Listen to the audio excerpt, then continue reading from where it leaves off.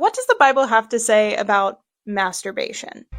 Hi, my name is Maddie Mae Modal. I'm a Bible scholar specializing in gender and sexuality, and we're all human. We all do it. So let's just get all of the stigma and embarrassment out of the way, and let's see what the Bible has to say. Probably the most quoted passage about this topic is in Genesis 38, 9 through 10. This is the story of a guy named Onan who wanted to have sex with his dead brother's wife. What? But he didn't want to get her pregnant. So the Bible says that he engaged in some version of spilling his seed on the ground. Magic seed. You eat the magic seed. Because we all needed that image in our head. Thanks, Genesis. This passage is really easy because almost every scholar agrees that this is not a form of self-soothing, so to speak. But Genesis 38 is describing the tried and true pull-out method. Leader came from behind.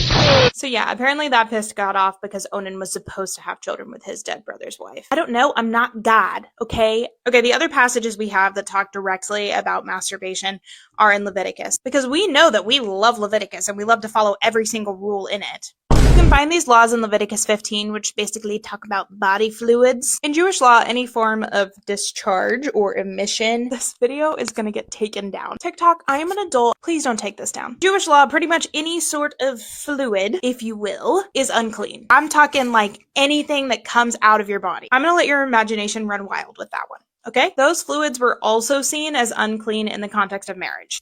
Knowledge. This is not a law that's specifically talking about extramarital, premarital activity. Now, ladies, you may have noticed that every single law that we've talked about so far doesn't apply to us.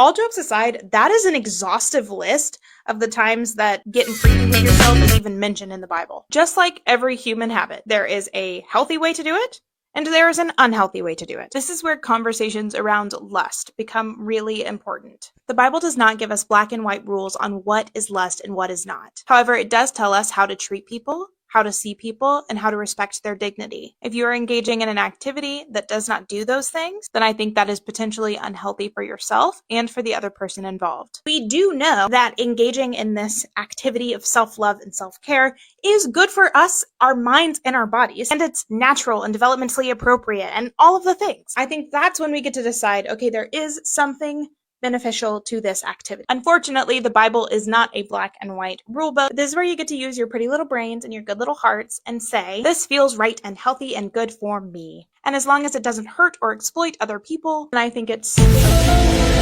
TLDR. The Bible says jack shit about getting freaky with yourself. And even if it did, women, we're in the clear. Lust is tricky. I think we get to exercise some agency in making that decision for ourselves. Now go have some.